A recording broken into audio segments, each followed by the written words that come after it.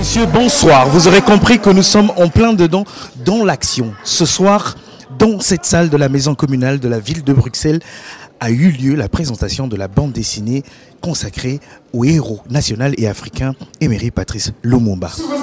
Asimba Bati est ce grand auteur également de cette bande dessinée qui a tenu à présenter les grandes lignes. Il est rentré dans l'intimité de la vie de Lumumba.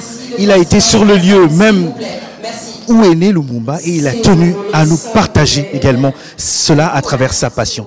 C'est la raison pour laquelle nous rentrons dans le vif également de cette belle présentation qui vous réserve de belles surprises, de belles informations et ça se passe dans Caféine. Venez avec moi. Est-ce que vous êtes prêts? Après sa mort, mais aussi à travers son difficile parcours, le nôtre, que l'on se place, que ce soit du côté de la Belgique ou du côté congolais. Ce type d'outils sont bien accompagnés. Et s'ils sont bien accompagnés, ils peuvent susciter une véritable émancipation.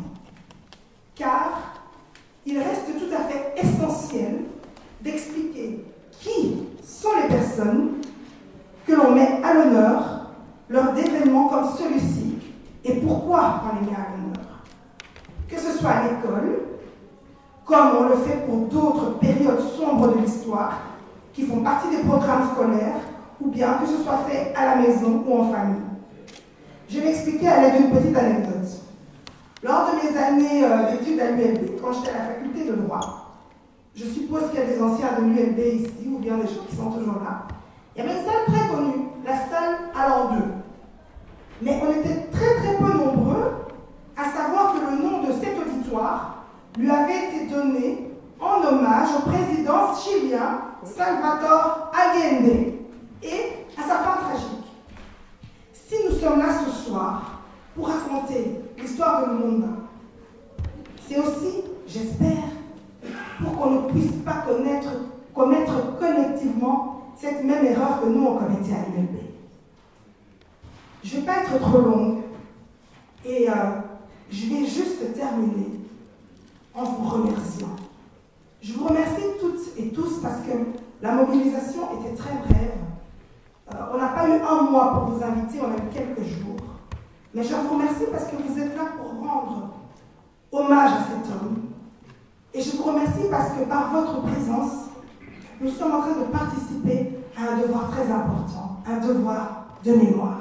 Merci à toutes et à tous.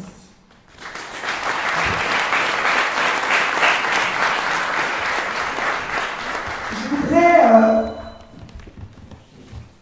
remercier également mes collègues qui sont là. Je remercie Mohamed Ouriagli, le chef de groupe au Parti Socialiste qui est là présent. Merci Ouri de toujours être là. Je remercie également mon collègue Philippe Boqueté, premier échelon à Saint-Josse. Merci pour ta présence. Et comme on dit, Atlas d'être triste, je remercie une personne qui est très inspirante et très importante pour beaucoup d'entre nous, parce qu'on en a parlé dans la presse. Notre premier bourgmestre d'origine africaine. Et il nous fait l'honneur également d'être là. Est-ce que je peux lui demander de se lever? Est-ce qu'on peut l'applaudir? Monsieur Campani, s'il vous plaît. Merci beaucoup. Merci.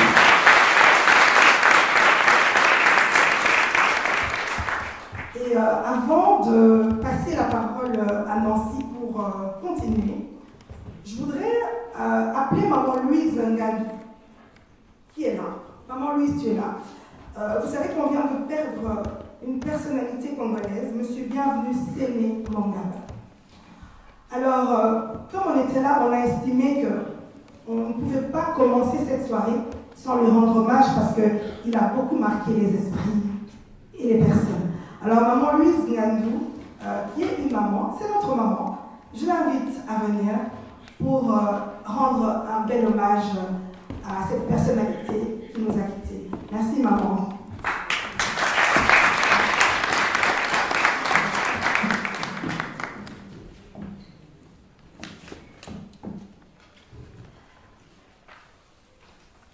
Merci beaucoup, Madame Léchine. Mesdames et messieurs, la communauté africaine et particulièrement congolaise, vient de perdre un grand promoteur de la culture congolaise. Monsieur, bienvenue, Séné Mongaba. Bienvenue était très convaincu que la désaliénation mentale des enfants qui grandissent ici à Migration, ainsi que leur évolution harmonieuse, passait par la connaissance des langues maternelles. Bienvenue s'est investi dans la production d'outils pédagogiques pour l'apprentissage du lingala, une des 4 langues nationales en République démocratique du Congo, la plus répandue. À cet effet, il a entrepris un travail en profondeur de conception, de structuration, de mise à disposition des parents et des jeunes des livres, des syllabies, sans oublier son magazine Mabiki, publié en français et en lingala. J'ai participé au premier numéro de ce magazine. Tout ce travail a été réalisé dans le cadre de Mabiki ASBL, qui deviendra plus tard la maison d'édition Mabiki. Au terme de plus de 2 décennies de travail, il a fini par produire le dictionnaire multilingue Séné Mongaba, un dictionnaire en lingala, en kikongo, en kiswahili, en chiluba, mais également français et anglais. Bienvenue, Séné Mongaba était un grand homme. Paix à ce grand promoteur de la culture, qu'il soit accueilli par nos ancêtres et que son âme repose en paix. Merci.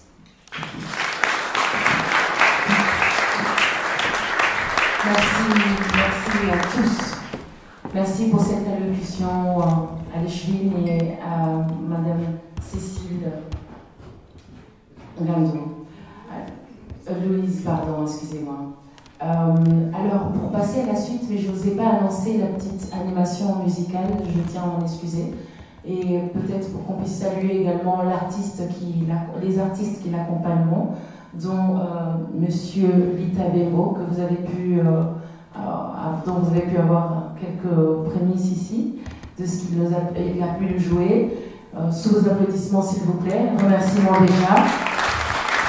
Nous aurons également une animation avec les voix féminines éteintes du Sud. Merci pour la fin, juste après l'échange avec l'auteur. Alors, pour continuer, et peut-être je voudrais savoir si Monsieur le ministre est déjà arrivé. Non. Alors, nous allons passer au mot de l'organisateur, Monsieur Caleb Djalani, sous vos applaudissements, s'il vous plaît.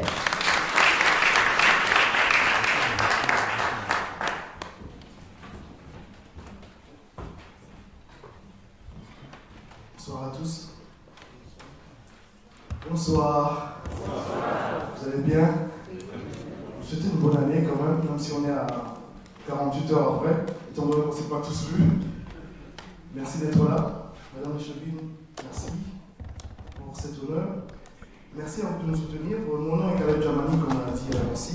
Je suis le président de l'ASBEL Soleil Levant, qui est une ASBEL qui existe depuis 2010, dont les objectifs, parmi ces objectifs, c'est, on va dire, la promotion des activités à caractère interculturel, la promotion du vivre ensemble et la lutte contre toute forme de discrimination.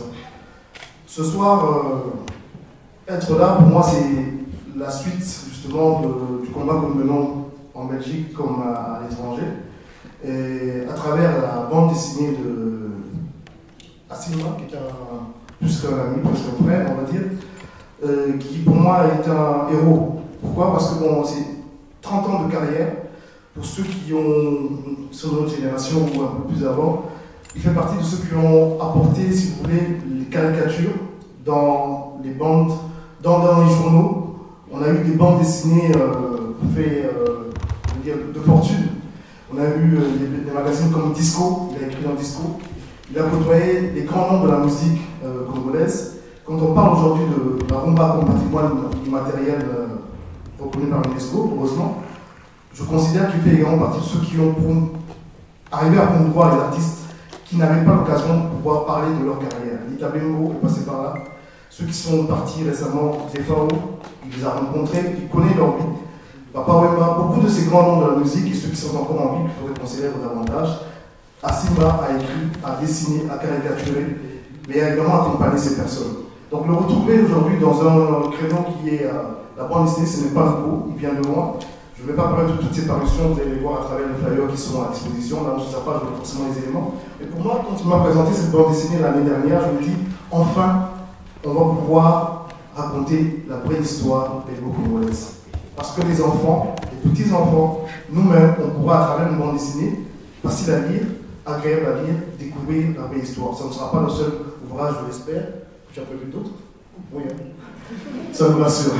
Donc, nous considérons que cet outil est un outil pédagogique. Donc, je vous encourage davantage, étant donné que vous êtes venus, c'est souvent pour soutenir non seulement l'action, rendre hommage à Lumumba, je crois que nous devons continuer à soutenir ce genre d'initiative.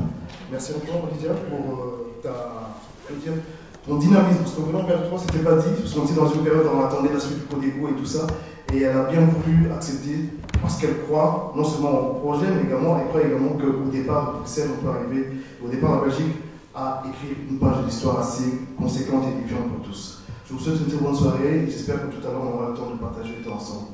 Bonne soirée.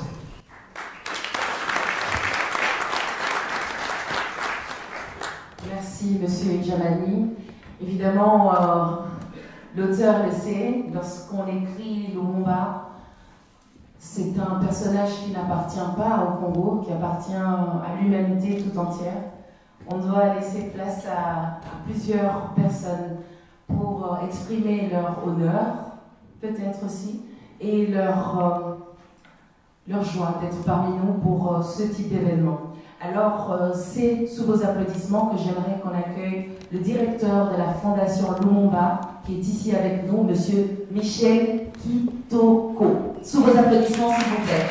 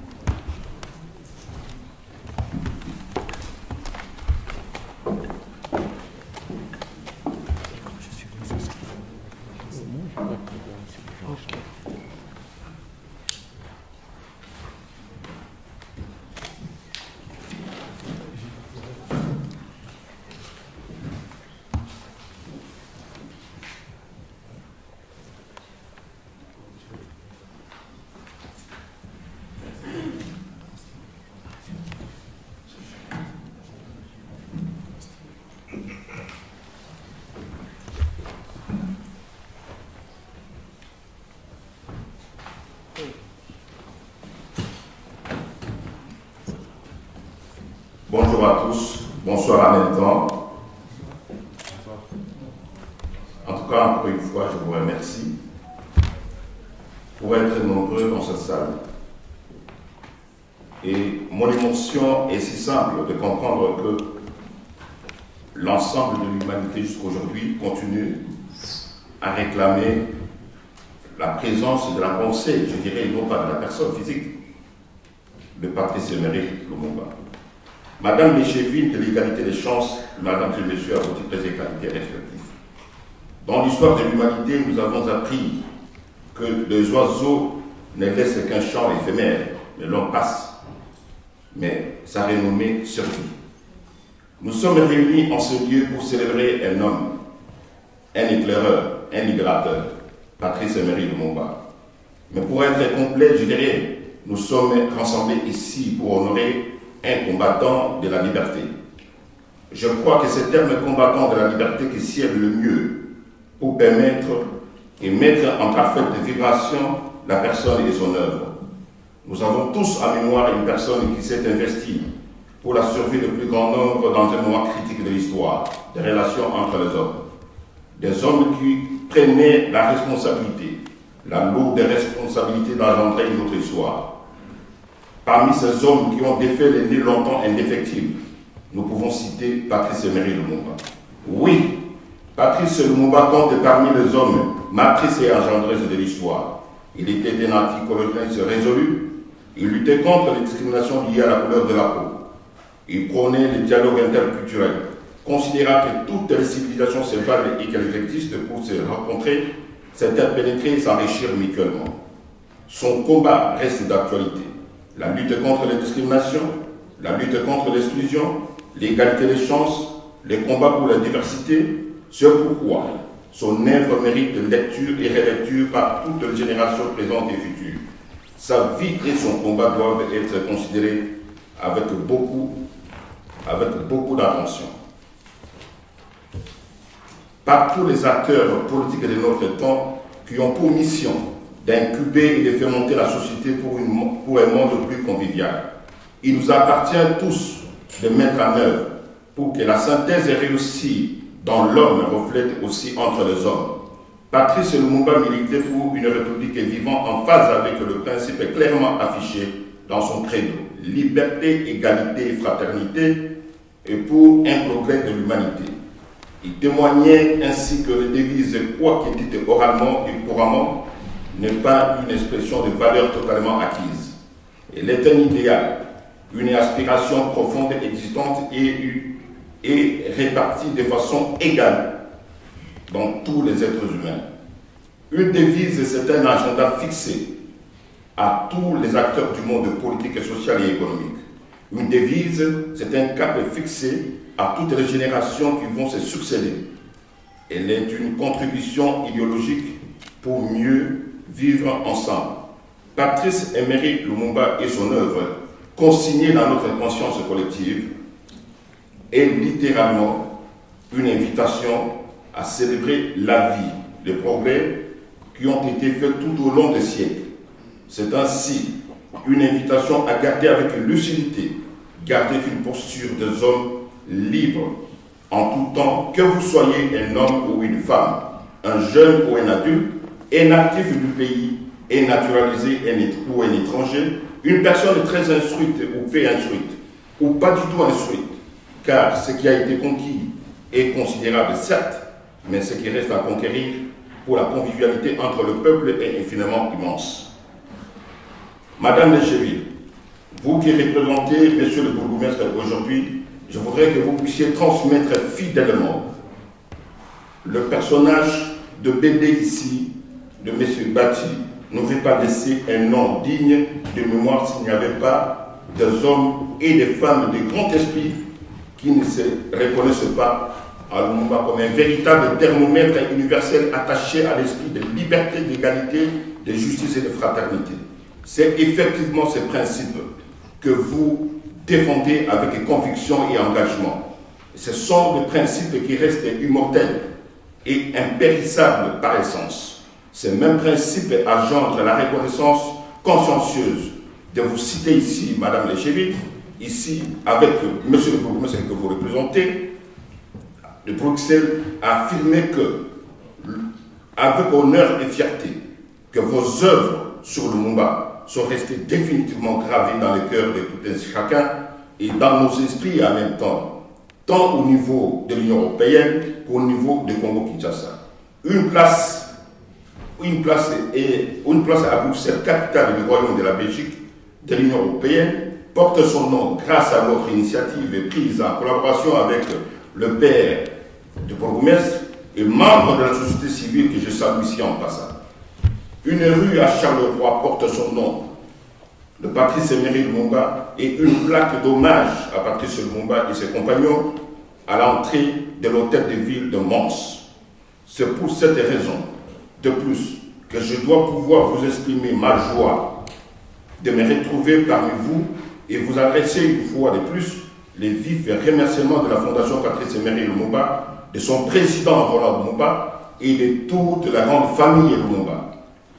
Vos initiatives figurent dans les annales de la Fondation et raffermissent les liens d'amitié entre le peuple belge et le peuple congolais. Je profite également de cette occasion pour vous avouer que vous serez de nôtre à la cérémonie de l'inhumation de Patrice Emery Lumumba dans son entrée au martyrium à Kinshasa. Vous serez invité à plus d'être échevés. d'être avec le bourgmestre et aussi avec l'ensemble de bourgmestres qui vont être représentés pour être avec nous à cet événement si important. De ce point de vue, je dirais à l'artiste ici présent que vos œuvres restent toujours des choses qui sont aussi éloquentes et vous êtes très connus, non seulement au niveau de la Fondation Patrice Emery Lumumba, que je représente ici, mais aussi au niveau de l'internationale activité que vous êtes en train de mener et qui font de vous un personnage de fierté et qui fait la valeur de représenter valablement le combat qu'a mené Patrice Emery Lumumba au travers de vos œuvres.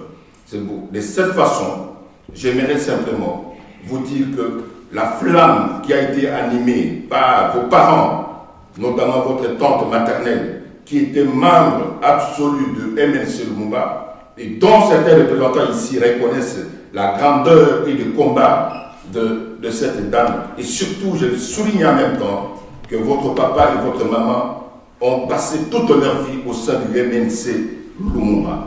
Et de ce point de vue, vous avez notre encouragement. Et je serai un ambassadeur éloquent et présent au niveau de Kinshasa comme ailleurs pour essayer d'élever votre combat au plus haut niveau. Et de cette façon, Madame Lécheville, je voudrais simplement merci beaucoup pour tous les combats que vous êtes en train de mener. Et sachez très bien que la Fondation Patrice Emery Lumumba portera toujours l'élan de vous encourager, d'apporter toutes les contributions nécessaires pour que nous puissions mener des actions et des choses ensemble de façon à montrer à l'humanité que nous sommes tous ensemble unis pour une cause noble. Je vous remercie.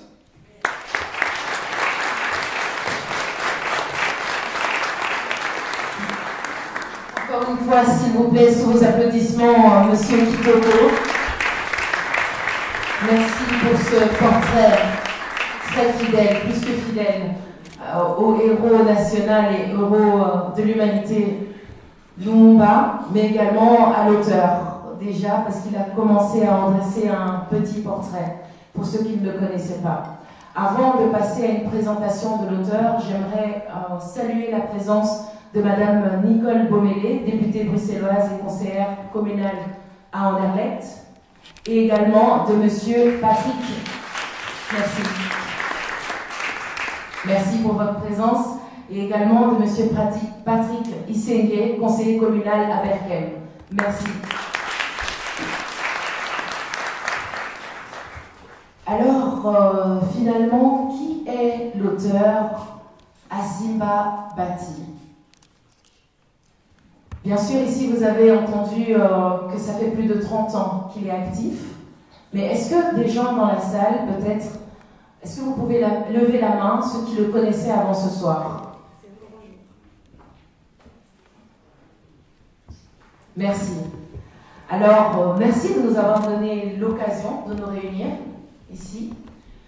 Merci parce que plusieurs personnes ici aujourd'hui vont faire la connaissance d'un homme qui est déjà actif depuis plusieurs années et qu'il me tarde de vous présenter.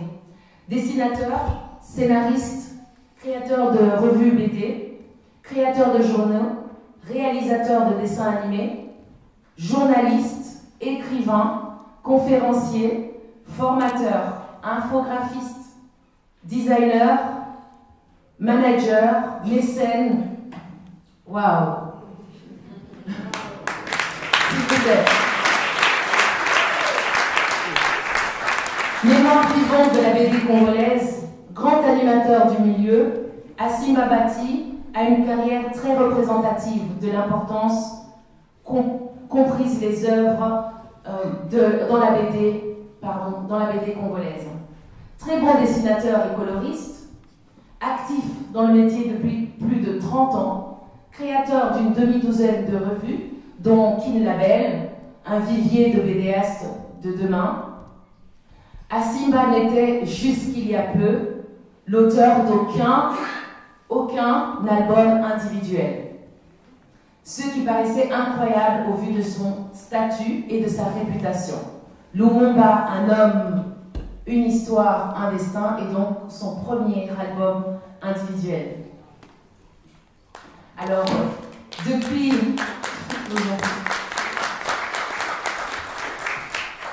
le début des années 80, il a créé, coordonné ou participé à des revues comme Yaya, supplément mensuel de BD de Disco Magazine. Je pense peut-être que je ne vais pas tout citer, je ne suis pas sûre que l'audience est prête à tout le parcours de M. Bati, mais je vais vous en citer quelques-uns. Bulle et Plume, les stars de la bande dessinée, Fulangenge, Moana Magazine, le numéro 1, qui révélera d'ailleurs Fifi Mukuna, mais aussi Chaleur Tropicale et surtout Kin Label, devenu le réservoir de talent du 9e art congolais. 9e art étant l'art de la BD. Alors, le parcours de M. Bati est long et très étoffé.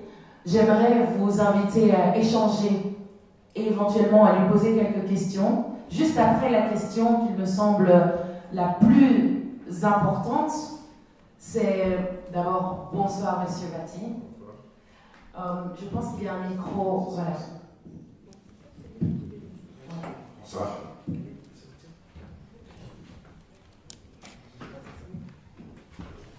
Avant qu'on commence, on est quand même des Africains. Est-ce que je peux entendre des biquets pour cet artiste? Parce que j'ai trouvé qu'il y avait applaudi timidement.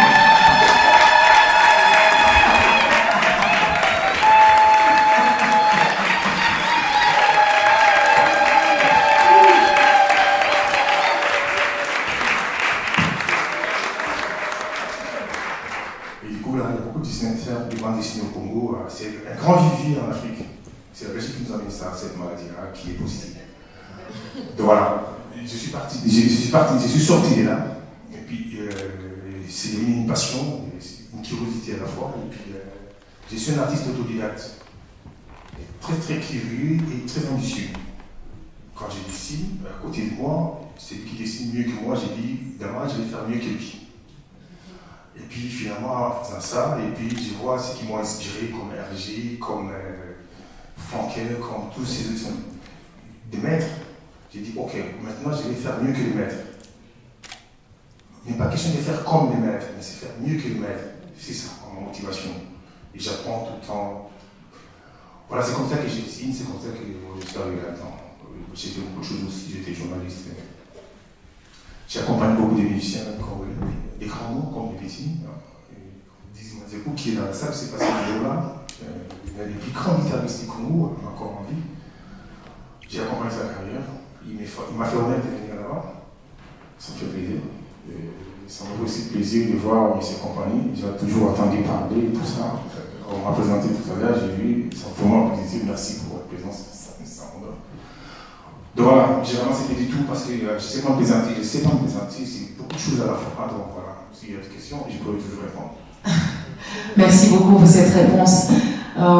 Et puis, une autre question avant qu'on permette à l'audience également de poser des questions s'ils en ont, c'est pourquoi avoir réalisé cette bande dessinée spécifiquement? Lumumba, un homme, une histoire, un destin. Pourquoi?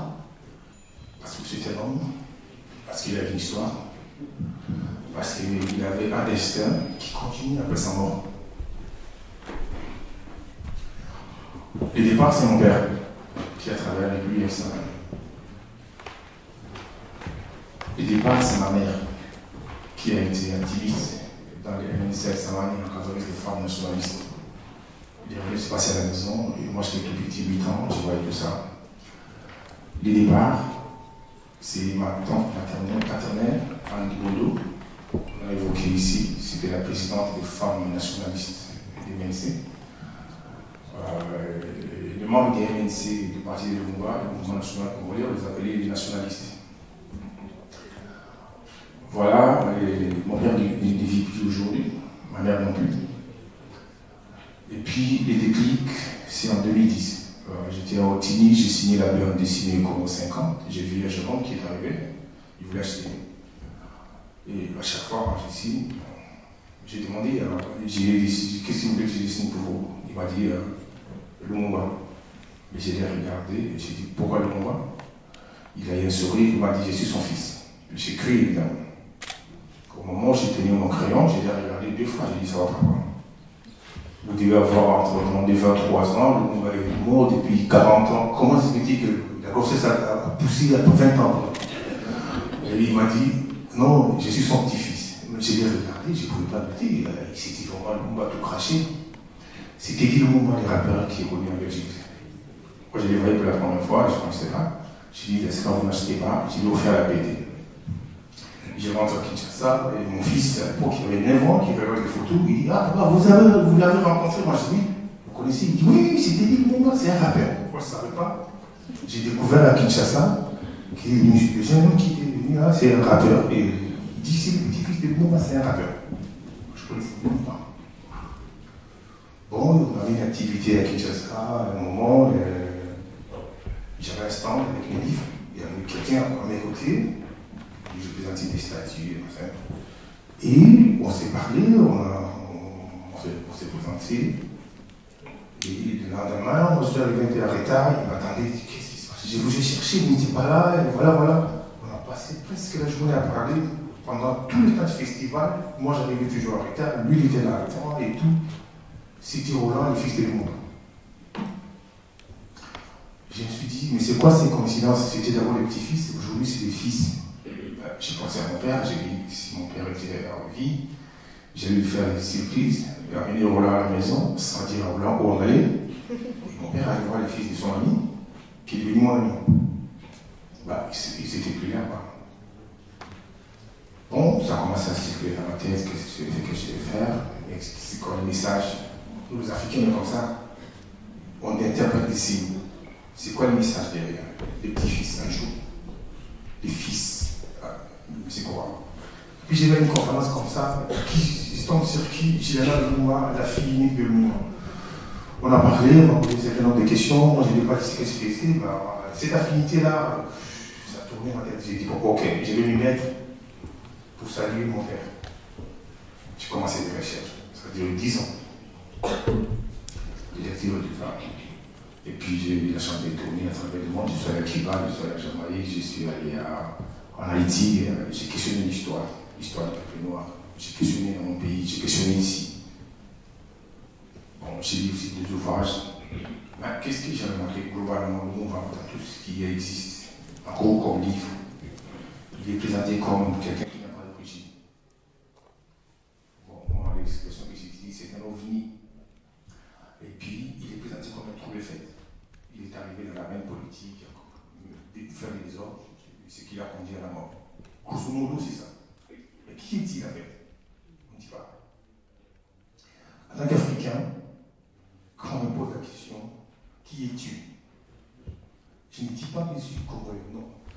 Quand on me dit qui es-tu, il y a plusieurs réponses là-dedans. C'est qui ton père? C'est qui ta mère? On cherche mon origine. Et tu viens d'où? C'est mon village, c'est pas les Congo. C'est mon village. Alors, qui est le Moumba finalement? Je dois retrouver son père. Parce qu'il n'est pas venu comme ça, il est venu de trouver certaines personnes. J'ai mené des enquêtes.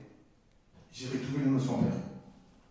Je crois que si on pose la question dans la salle, pour ceux qui n'ont pas lu la Bible évidemment, 90% des personnes qui sont ici ne connaissent pas le nom du papa de Moumba. Et même le nom de sa maman, on ne parle. Et plus grave encore, le nom de Moumba, je crois que 99,9% des personnes dans la salle ne connaissent pas. Retrouver son village, retrouver ses parents, ses origines. Et j'ai découvert que Moumba, à sa naissance, avant sa naissance, il y a eu des événements qui ont précédé. Et quand il est arrivé, ses parents ont hésité pour lui donner un nom. Il n'avait pas de nom. Les villageois sont arrivés pour saluer les garçons qui venaient dans le village. À chaque fois, poser la question aux parents, il s'appelle comment? Son père hésitait. Sa maman hésitait. Et la raison, c'est qu'avant le Moumba, il y a eu, je crois, 2 ou 3 décès. Ça veut dire que sa maman a fait des fausses couches et puis il est mort. Le Moumba est arrivé. Sa maman a hésité, il a dit celui-là, aussi, il va partir. D'où il n'avait pas de nom. Les villageois qui venaient, les sages, ils disent, ces garçons-là, il va vivre. Ces garçons-là, il a la tête d'une personne qui voit des choses qui viennent de loin. C'était pratiquement un voyant, un dévin. Et son père l'a appelé Isaïe, parce que son père, il est protestant, pratiquant. Il a tiré ça de la Bible. Son prénom, c'est Isaïe. Et son nom, c'est Taosa Tasumbu. Donc Isaïe Taosa Tasumbu, c'est le pharaon de Lumumba. Son papa, c'est François Tolenga. Et sa maman, c'est Amato. Voilà. Je n'ai pas voulu présenter un homme politique, parce que moi je ne suis pas un politique. Et je ne voulais pas écrire un livre politique pour un format assez écrit, c'est le Lumumba politique. Moi j'ai voulu donner une identité à un personnage qui est présenté comme un apatride, comme un ovni, comme quelqu'un qui est venu de nulle part. Une identité. J'ai retrouvé le nom de Lumumba, le lieu de naissance, le nom de son père, le nom de sa mère. Et alors j'ai découvert que Lumumba, c'est lui-même à un certain âge qui se donnait le nom de Patrice Emery Lumumba. Lui-même, il a aimé ça et puis il est devenu Patrice Emery Lumumba. Il n'est pas né Patrice Emery Lumumba, il est devenu par lui-même. Voilà la petite lumière que je voulais apporter sur l'histoire de cet homme. Bon, on ne peut pas parler de Lumumba sans toucher la politique, parce que Lumumba, vraiment, est dans la politique, il est politique même lui-même. Mais comme je n'étais pas parti pour parler politique, j'ai dit, bon, j'ai touché, juste effleuré rapidement pour avancer et puis clôturer l'histoire. Ben, sans toucher à la politique, parce que ce n'est pas un livre politique, ce n'est pas une BD politique, c'est une BD comme toutes les BD du monde que moi j'ai eu. Et puis, bon, voilà, c'était pour donner une identité à un personnage. Ben, on touche quand même à son combat, on touche à son démarche, tout ça, à sa démarche. Et voilà, c'est pas politique, mais c'est tout comme. Voilà, en gros, c'est ça. Merci beaucoup. Merci. Merci parce qu'on a cheminé avec vous jusqu'à comprendre comment est-ce que vous est venue l'envie de créer cette œuvre. Alors, est-ce qu'il y a des membres de l'audience, des personnes ici avec nous, qui désirent poser une question à l'auteur?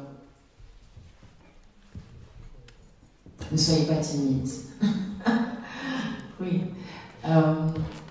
Oui, on peut prendre le micro qui est ici.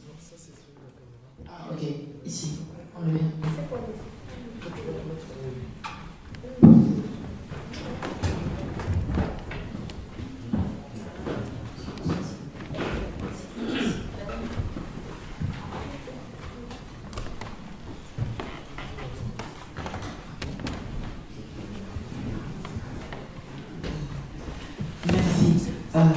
Merci pour l'organisation. Je suis Moussa Laroui. À l'heure où on commence cet événement en commémorant le travail extraordinaire de notre frère Béné-Séné, bienvenue Séné, on nous offre, en tout cas pour moi aujourd'hui, je vois vraiment comme un cadeau votre travail que vous faites, parce que de nouveau, avec la littérature, à travers ce médium et ce moyen d'expression qu'est le BD et le dessin, vous venez avec vraiment quelque chose de très important. Et là, ce que vous venez d'expliquer me mène à la question qui est la suivante. Est-ce à dire que votre public, c'est la jeunesse qui entend beaucoup Lumumba politique, beaucoup Lumumba le visionnaire d'un agenda pour une Afrique et pour un Congo fort et autonome, et vous nous remettez un peu dans la tête que ce personnage vient d'une famille, a un nom, et autour de tout cela, il y a une culture à se réapproprier. Est-ce que c'est une voie détournée pour vous, pour éduquer aussi, ou nous rééduquer à ce qu'est être une personne dans nos communautés congolaises? On fait des questions tout de suite ou question après question? On peut prendre une deuxième question. Ici, la deuxième rangée, s'il vous plaît. Marie, avec le bassin de monsieur.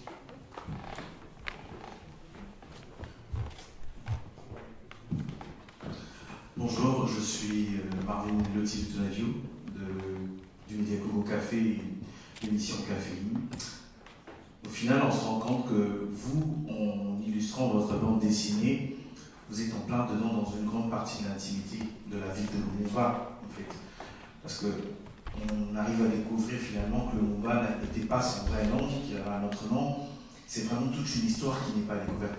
Et vous, en écrivant, en illustrant cette BD, parce que vous l'avez dit, vous êtes allé à la source, hein, vous êtes allé également sur son lieu de naissance. Qu'est-ce que cela a représenté pour vous? Parce que cela a pris du temps, je suppose. Qu'est-ce que cela a représenté pour vous de bien vouloir retracer cette partie de l'histoire, outre cette partie de l'histoire de Lumumba que l'on reconnaît, qui est liée à son combat politique? Merci. Alors, on va prendre une dernière question, et c'est vraiment parce qu'on est tenu par le temps. Je vois Madame Gado là dans la rangée. Merci. Dans la deuxième rangée, et je vous invite tous par après à peut-être retrouver l'auteur, et je suis très certaine qu'il acceptera de répondre à quelques questions. C'est important, c'est aussi pour ça qu'il est là. Merci. Merci. Juste deux petites questions. Est-ce que c'est destiné aux 7 à 77 ans? Et deuxième petite question, est-ce que nous pouvons rêver de lire cette BD dans les 4 langues nationales? Merci. Merci pour vos questions. À vous donc, Monsieur Bati. J'espère que vous avez tout retenu. Oui. Pardon? Oui, oui. Il y a deux. Quoi, une autre personne? C'est ça? Bon, ok. Prenons-la donc. Merci. Bonjour, je m'appelle Kénan Daniel et je suis étudiant en bande dessinée. Et donc en fait, moi j'avais une question pour l'auteur. C'était dans un milieu qui est majoritairement constitué d'auteurs à peau blanche. J'aimerais savoir si vous avez un but précis, un but différent des autres auteurs. Est-ce que vous essayez de vous démarquer des autres ou bien voilà, c'est principalement ça ma question. Voilà. Merci.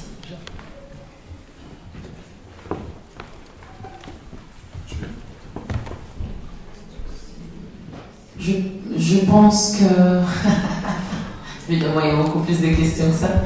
Je pense que oui, voilà, on commence déjà, comme ça on peut voir si on peut prendre d'autres questions. Merci. Madame a demandé s'il avait des destinés à la jeunesse. Oui, je vais répondre à la question. Je dois réparer rapidement une faute. Une faute parce que les livres qu'on voulait vendait, comme on l'a dit tout à l'heure, nous avons fait le truc bienvenue, qui est une grande activiste dans la promotion de l'activité congolaise à travers les livres, qui est aussi un avis personnel. On parle des livres aujourd'hui, je pense que je ne peux pas prendre la parole sans m'incliner dans sa mémoire. C'est ce que je fais maintenant. Donc, voilà. Et vous avez demandé s'il avait été destiné à la jeunesse. Tout à l'heure, quelqu'un a dit est-ce que cette BD pour les jeunes de 16 à 77 ans? C'est ça la formule consacrée en fait. La bande dessinée, c'est pour les jeunes de 7 à 77 ans. On suppose qu'on sait lire déjà à partir de 7 ans. Moins de 7 ans, comme moi, on va dire pour eux, on va expliquer. On a lu quelqu'un pour moi, on a expliqué, et puis les jours c'est entré, j'ai dessiné aujourd'hui. Donc c'est dessiné, c'est une BD tout public. Pas dessiné plus à la jeunesse. Et puis il y a une question de savoir pourquoi revenir sur l'histoire de l'Umba, c'est quoi la démarche derrière. Puis une autre question de savoir, je suis dans un monde où il y a beaucoup de dessinateurs à la peau blanche. Est-ce que j'ai bien me révolter là-dedans ou j'ai bien faire la conférence sur la peau? Non. La BD, c'est à la page comme toutes les autres. Je parle français, langue natale, j'ai écrit mes scénarios en français, je suis inscrit en lingala. Si je limite mes scénarios en lingala, c'est pour que ça se limite chez moi. Si je vais sortir, à la requête, j'ai pu écrire mes scénarios en français. Ça peut sortir ici. Si quelqu'un parle anglais, pourquoi pas? Bon. trouve ici quelqu'un qui veut traduire cette bande dessinée en flamand, parce qu'il a aidé. Ce sera en flamand pour l'année, bientôt. Est-ce que c'est vrai que c'est traduit dans les 4 langues nationales? Je suis de répondre globalement à toutes les questions. Oui, j'ai déjà traduit un livre que je maîtrise bien. J'ai parlé des financements tout à l'heure, c'est ma poche tout le temps qui joue. S'il y a un financement, pourquoi pas un Lingala, pourquoi pas un Swahili, pourquoi pas un Tilouba, pourquoi pas un Kikongo, et ça peut aller plus loin, en Wolof, pourquoi pas. Donc, je ne suis pas venu révolter dans les milieux beaucoup plus dessinateurs blancs. La bande dessinée, déjà, c'est pas la culture congolaise, c'est une culture d'apprendre. J'ai dit qu'ils sont arrivés avec les juristes, ils nous ont mis là-dedans, ils ont fait moi dedans. Du coup, bon, j'ai développé aussi cette maladie de la bande dessinée. J'ai contaminé les autres avec beaucoup de plaisir, avec mes produits. Donc voilà, dessiner, écrire, c'est d'abord son âme qu'on extériorise, les ressentis. Moi, je parle français ici, mais avec un accent. Et c'est qu'on revoit ça, on sent directement que c'est un Africain qui parle, et puis on peut dire que c'est un Congolais par son accent. Mon français n'est pas correct avec des fautes. C'est pas ma langue maternelle, c'est une langue d'emprunt. C'est tout ça qu'un artiste exprime, ses fautes, ses imperfections, mais qu'il embellit d'une certaine façon pour que ça fasse maintenant les groupes. C'est ça qui subit. C'est ça ma démarche. Même quand j'ai dit tout à l'heure que j'ai fait faire mieux que mon voisin et mieux que les maîtres, c'est juste une figuration. Ben, pas de concurrence. C'est moi, et je n'écoute que moi, et je vais faire ce que je veux, ce que je suis en train de faire, mais le faire bien, et même mieux. La traduction en langue, oui, il y a déjà la traduction animale dans le tiroir, si le financement peut suivre, ça va aller.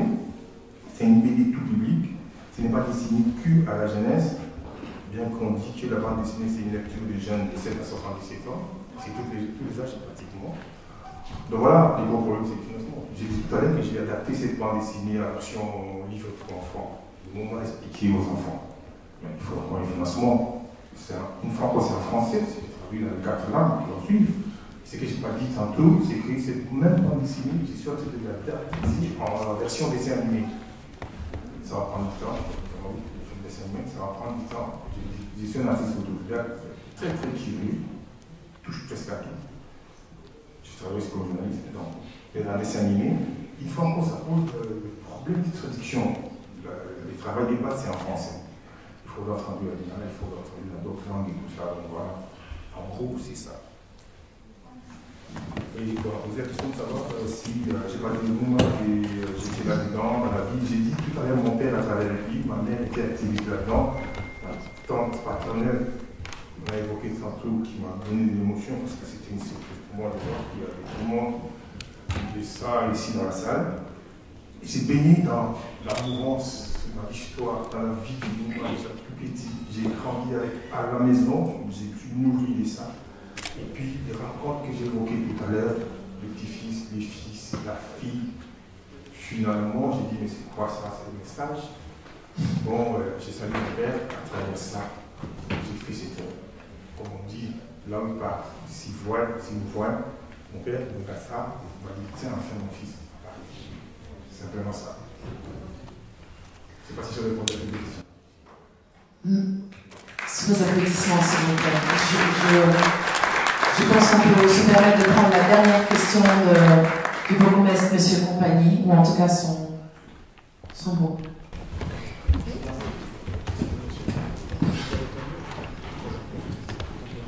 Vous êtes sidérant.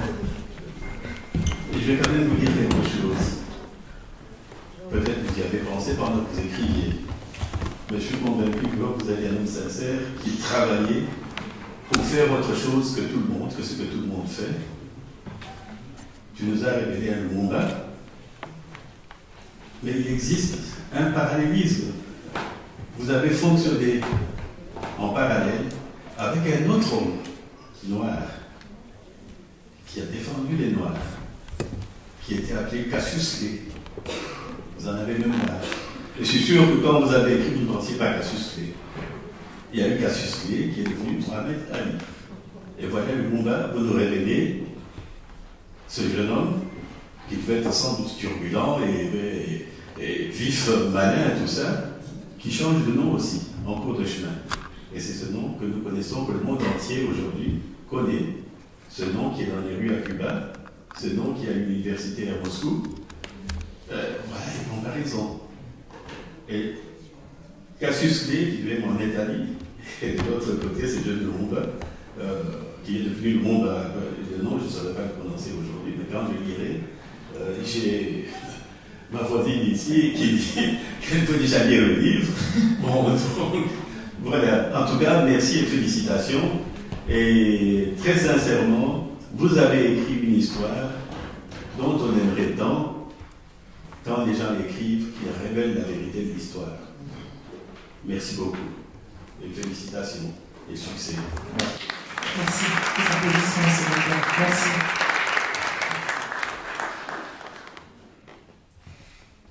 Merci. Je suis désolée, je suis malheureusement tenue par le temps et je vois que on avait prévu de vous dire, de vous donner une heure un peu plus tôt pour être sûr que tout le monde soit là pour que M. Bati puisse nous présenter son œuvre.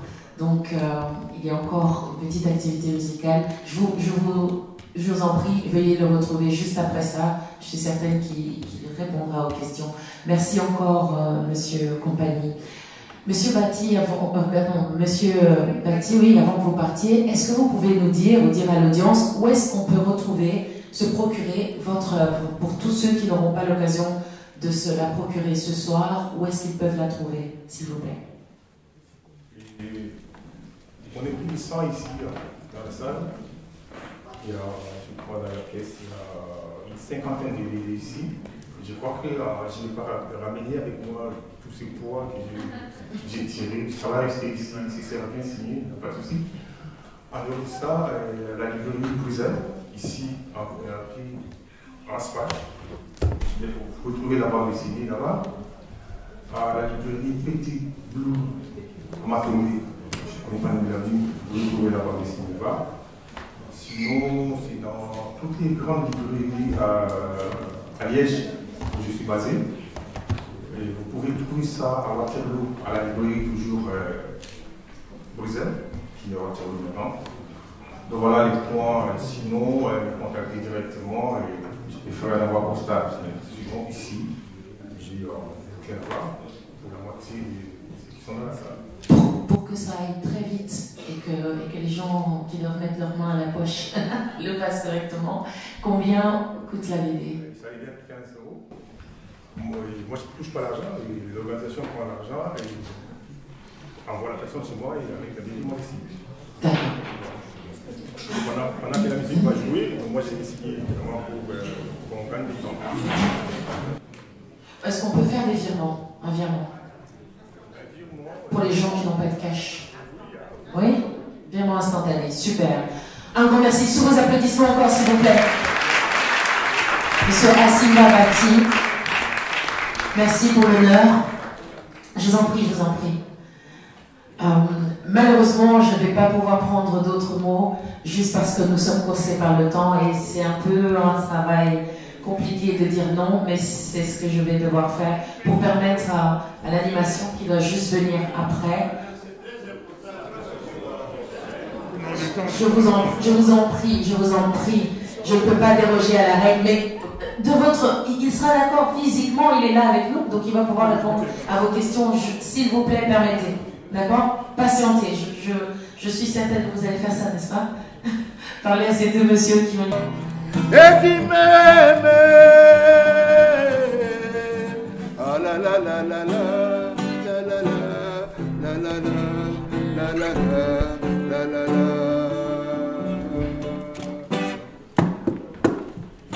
Si un jour on peut se retrouver et dans une table nous deux.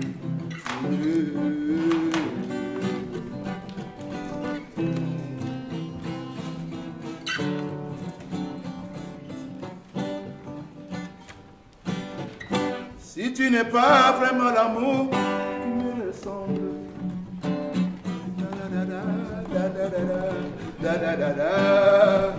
si tu n'es pas vraiment l'amour qui me ressemble, da da da da da da da da da.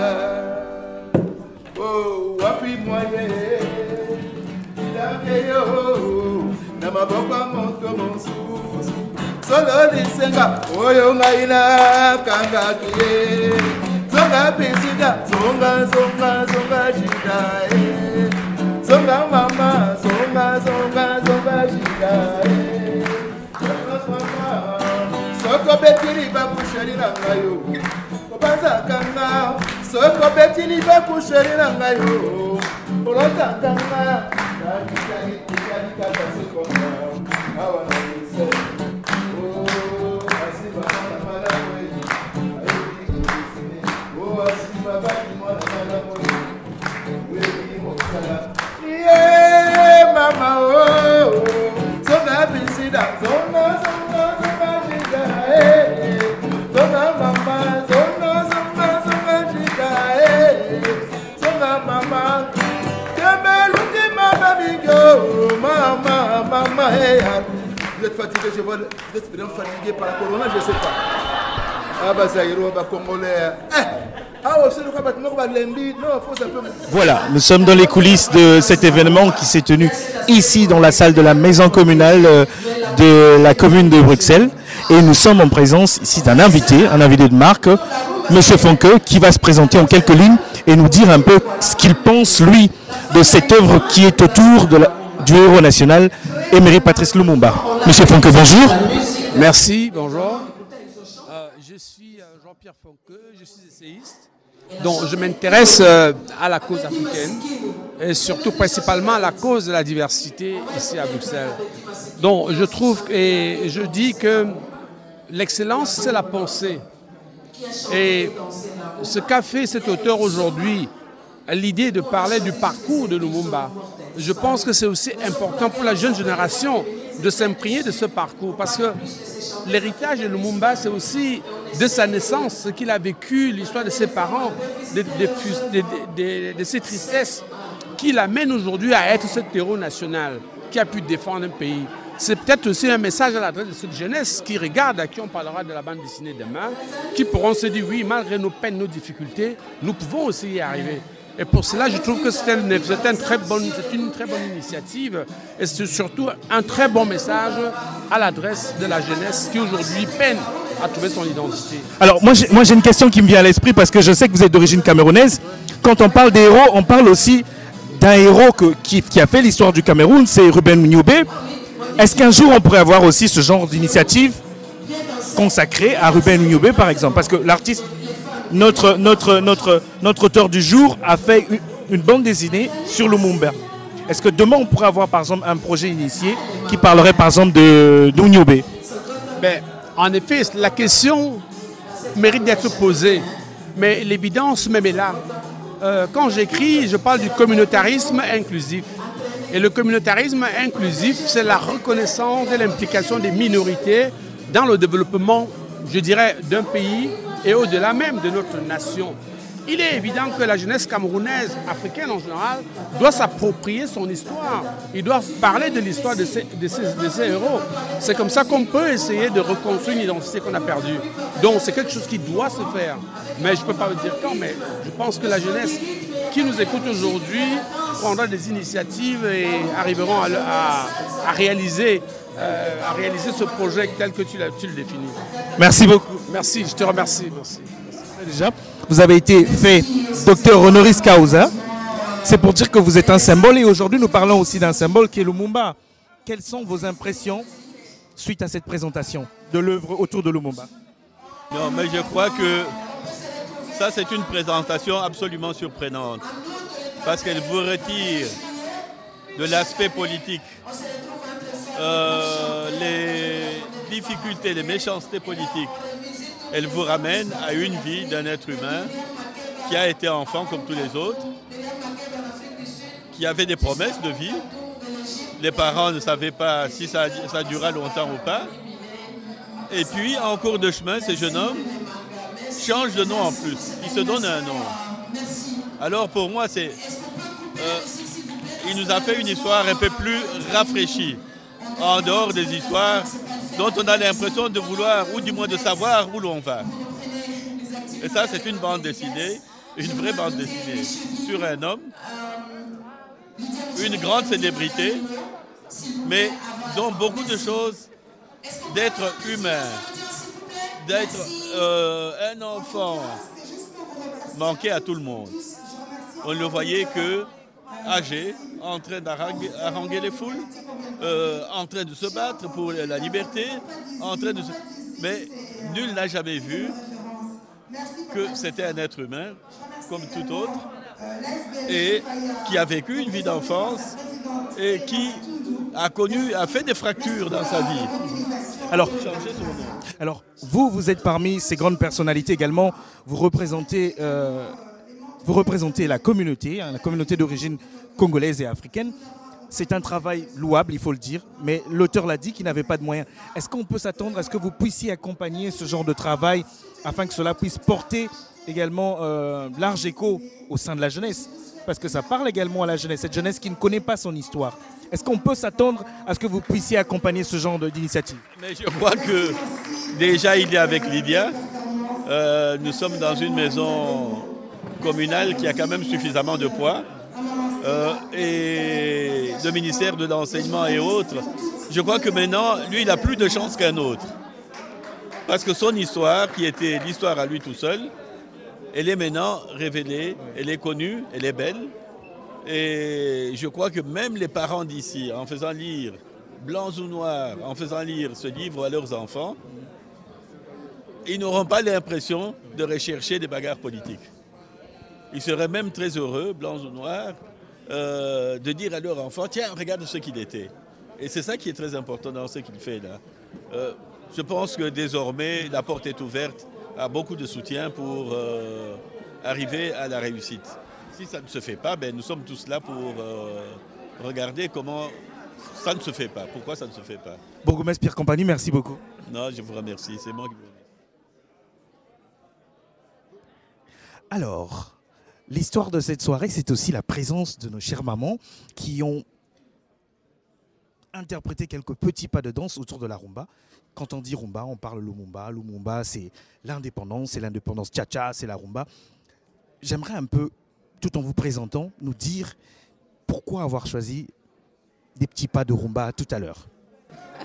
Oh là là, parce qu'il le faut.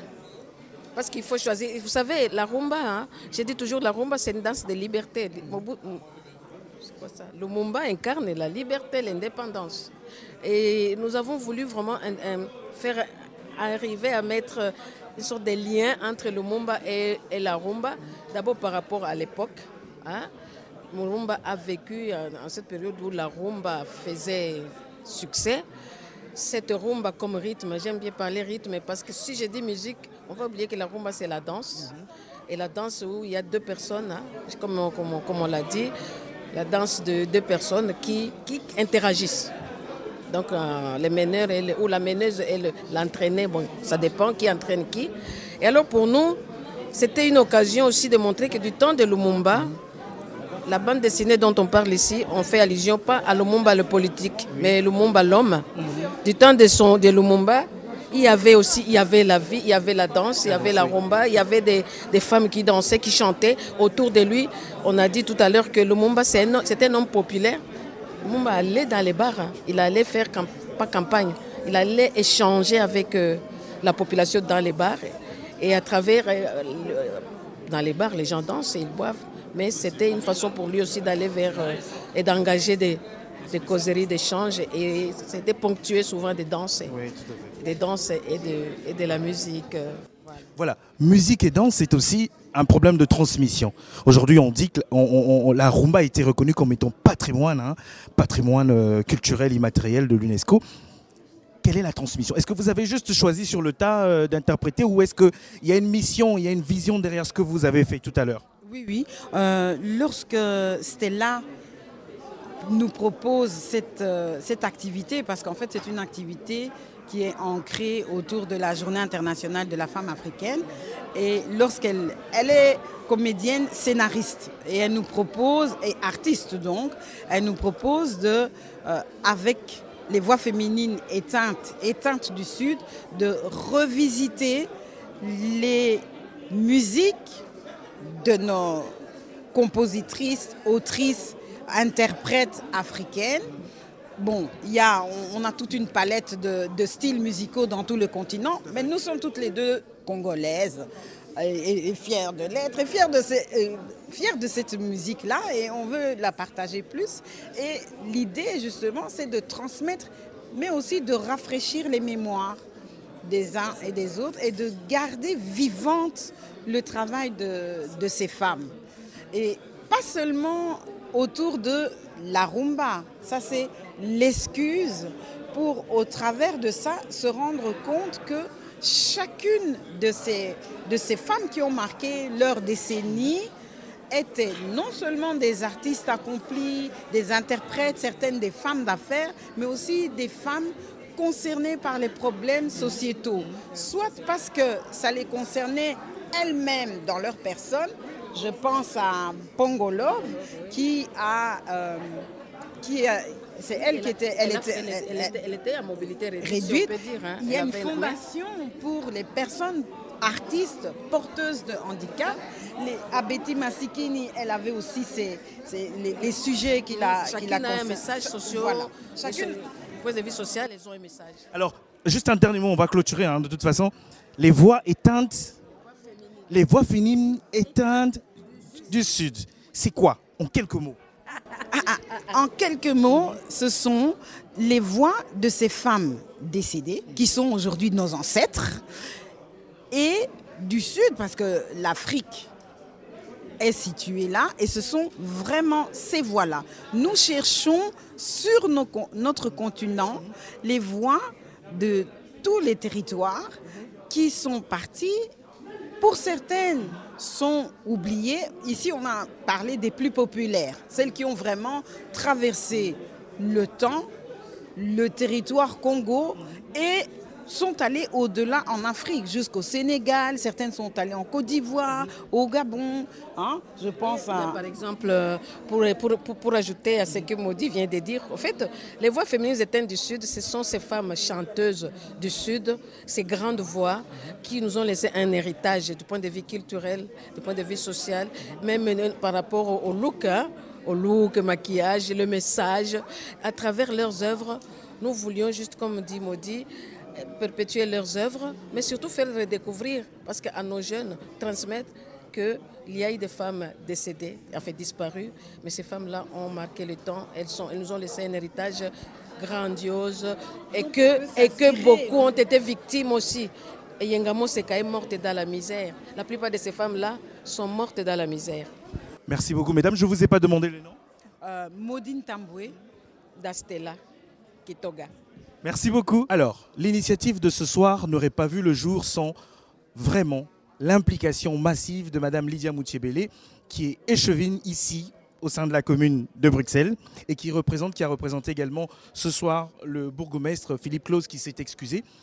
Madame Lydia Moutiébélé, les premières impressions, pourquoi avoir choisi l'auteur Asimba, également Bati, et quel était vraiment l'engagement, la vision derrière cette présentation? Alors j'aimerais vous corriger, on n'est pas une commune, nous on est une ville, on a plus de 150 000 habitants, donc on va reprendre ça. Non, c'est bien comme ça. Et nous avons 4 localités. Pourquoi cet auteur? Parce que je pense que c'est un auteur, donc, de par son expérience et son vécu familial, il a une proximité avec Patrice Lumumba. Pourquoi Lumumba? Parce que le bourgmestre a voulu faire quelque chose de symbolique déjà en 2018 en baptisant une place Lumumba. Donc c'est une partie de l'histoire qui nous tient à cœur, et à la ville de Bruxelles, on aime toujours que chaque communauté qui y vit soit à l'aise, chaque communauté s'y sente intégrée et acceptée. C'est pour ça qu'on a voulu le faire ici à la salle gothique. Alors, l'un des moments forts a été également le discours lu par le directeur, je le dis ici, de la Fondation Lumumba, qui déjà vous remerciait personnellement et qui a étayé ici un certain nombre d'initiatives qui vont être tenues. Voyons voir selon l'agenda des deux gouvernements, entre les gouvernements belges et congolais, suite au retour de la relique de Lumumba. Est-ce qu'il y a une préparation qui se fait déjà de votre côté avec certaines personnalités? Nous, on attend juste, on est très ouverts pour accueillir toutes ces cérémonies. On attend juste le go des autorités politiques congolaises, sinon la ville est absolument ouverte pour le faire. La ville est ouverte.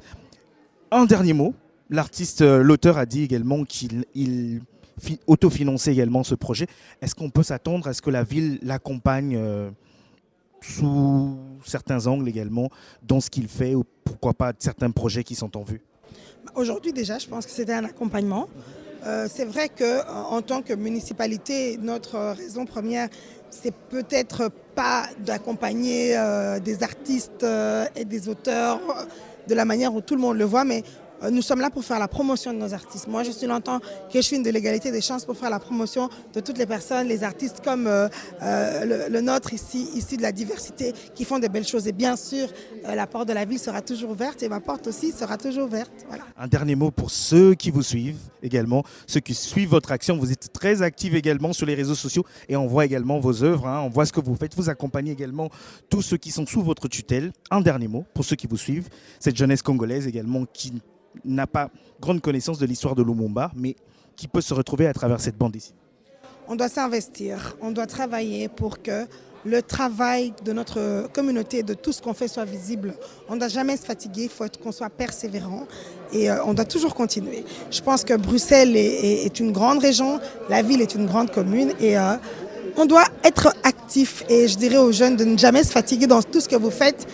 Vous avez des personnes comme moi qui sont là pour vous encourager, donc frappez à ma porte, c'est ouvert. Madame Lydia Moutibélé, merci beaucoup. Avec plaisir. Une partie de la réussite de cet événement également est consacrée et réservée ici à l'association Soleil Levant de Monsieur Caleb Djavani qui est avec nous ici. J'ai envie de vous poser la question, pourquoi vous avez fait porter votre choix ici sur l'auteur Hassim Babati? Il y a deux aspects symboliques. D'abord, Bruxelles, il fallait être sur Bruxelles. Vous savez que Bruxelles est en jumelage avec Kinshasa, même si ce n'est pas Kinshasa centre, mais il y a une histoire déjà. Et c'est le symbole, c'est le cœur de l'Europe déjà. Hassimba, c'est un grand frère, c'est un chroniqueur, c'est un confrère, parce que je suis également dans les médias. Et son parcours, on ne le présente plus. Moi, je le disais tout à l'heure, lorsque j'ai vu sa bande dessinée, parce qu'il m'a fait le plaisir de me l'amener, je lui ai dit enfin, on va découvrir la vraie histoire. Et tout le monde pourra, parce qu'une bande dessinée, tout le monde peut la lire, surtout la sienne. Elle est particulièrement agréable à lire et facile à comprendre. Et tel qu'il l'a tracé, on découvre justement les origines de Patrice Emery Lumumba. Donc, pour moi, c'était un devoir plutôt que de pouvoir amener ça sur Bruxelles. Bon, maintenant, il y a d'autres contrées vers lesquelles on va aller. Et en venant ici, on s'était dit que d'ici, le rayonnement serait important. Et c'est une manière de le remercier. Il ne faut pas toujours attendre, malheureusement, vous voyez, par les temps qui courent, on a beaucoup de nos grands noms qui sont partis. On ne doit pas attendre que les gens disparaissent pour pouvoir le faire. Donc ça, c'était pratiquement le cheval de bataille sur lequel je m'étais placé pour avancer et donner du poids à cette BD. Alors, au final, ce n'est pas une initiative qui s'arrête ici. Est-ce que c'est une initiative qui va continuer? Qu'est-ce qui est prévu en fait? Bon, il est prévu une exposition. À Bruxelles, c'est encore en pourparlers. Mais ce qui est certain, c'est qu'à Charleroi, parce que pour la petite histoire, notre Asbel fait partie des associations qui ont co-organisé et soutenu l'initiative de baptiser une rue Lumumba à Charleroi. Donc on voulait organiser chaque année un Lumumba Day, mais avec la pandémie, pendant les 2 ans, on n'a pas pu se faire. Et cette année, on s'était dit qu'on allait le faire. Alors ce qu'on fait, c'est qu'on a la bande dessinée qu'on présente sous forme de vernissage. Et il y aura une exposition sur 3 semaines. Ce sera destiné à un public jeune, les étudiants, les associations. C'est aussi pour déconstruire justement cette colonisation, déconstruire les préjugés. Et écrire surtout une page de la décolonisation et surtout permettre aux uns et aux autres, même nous, de connaître la vraie histoire belgo-congolaise. Parce qu'elle est importante, mais il faut trouver les canaux. Et les canaux, c'est grâce à des personnalités comme Hassim Babati. Oui.